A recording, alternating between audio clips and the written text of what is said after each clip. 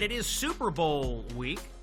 A record-breaking amount of money is expected to be wagered on Super Bowl Sunday, with the American Gaming Association projecting over $1.76 billion will be legally bet by roughly 67 million American adults on this year's game. Joining me to discuss, Jonathan Cohen is back on the show. He's the author of Losing Big, America's Reckless Bet on Sports Gambling. Jonathan, welcome back to the show. A lot of money will be bet. A lot of money will be lost. What are you seeing out there on the sports gambling front this week? Well, a lot of money will be lost, not from me, but I will be one of the 67 million Americans placing a bet. I happen to like Kenneth Walker under for rushing yards, in case you're asking. Got it. All right. Thanks for the tip. Tell us about the nature of gaming this year, the explosion of sports gambling access, and I also want to get in with you a little bit on this prediction markets, because they're kind of encroaching in on the sports gaming market, aren't they?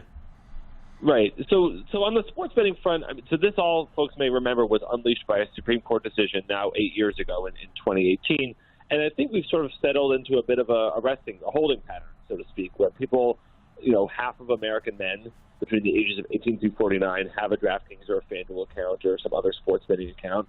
And as you said, the number, we've gone from $5 billion bet on sports per year to $1.76 billion bet on a single weekend, and about $150 billion bet over the course of the year.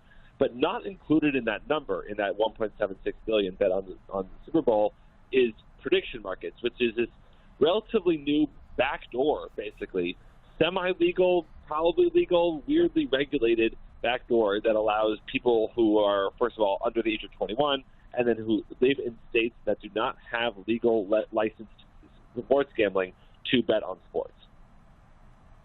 Yeah, these prediction markets, tell us the difference between putting money into a prediction market on the Super Bowl versus just opening up DraftKings or FanDuel or whatever your app happens to be. There is a difference, and there's a dispute right now, right, about whether these things are actually legal in certain places. There's a lot of legal back and forth going on.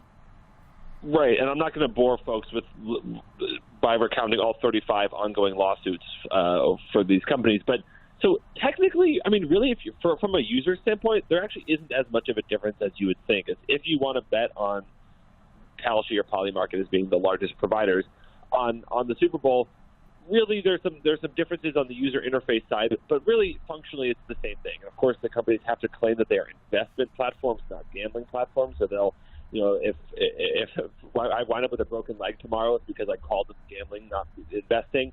But they really are just gambling platforms, and there's some differences. Technically, you are gambling against other users rather than gambling against the house, and that is in part how, as you said, they've gotten into this legal question where they claim they are financial platforms.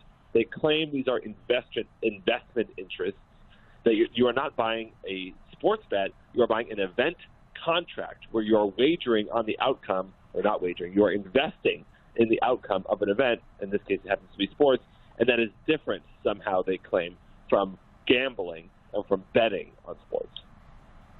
Yeah, you named two of the biggest prediction markets out there, Polymarket and Kalshi. I'm sure many of our listeners have seen commercials for them. I read, by the way, that they are opening dueling free grocery stores in New York City. So we got free grocery stores from the prediction markets before we got them from Mamdani here. What is the angle for these prediction markets and opening up free grocery stores to people in New York?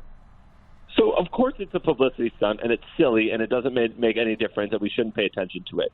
But also, to be candid, it sort of speaks to, I think, the sort of childish nature of these companies. I think Polymarket was the first to announce that it was going to sort of launch something like this, and then Kalshi, of course, not to be one-upped, has to announce that it's doing the same thing. And candidly, if you look at their advertising, if you look at the way they're run, if you look at their social media teams, which are in the replies of sort of really small accounts arguing over very small details of how prediction markets work and their legality, these are just not companies that are sort of taking themselves seriously, in my estimation. And so I think that the grocery store thing, yes, of course it's silly, but it actually is sort of indicative of how juvenile, in many ways, these companies have chosen to behave. That voice you're hearing today, Jonathan Cohen, author of the book called Losing Big, America's Reckless Bet on Sports Gambling. Jonathan, you've become the official sports gambling correspondent of the Scott Jennings Show, making your second appearance on the topic. We will check back with you after the Super Bowl and as this story continues to unfold throughout the year. For full shows, live and on demand, it's Salem News Channel.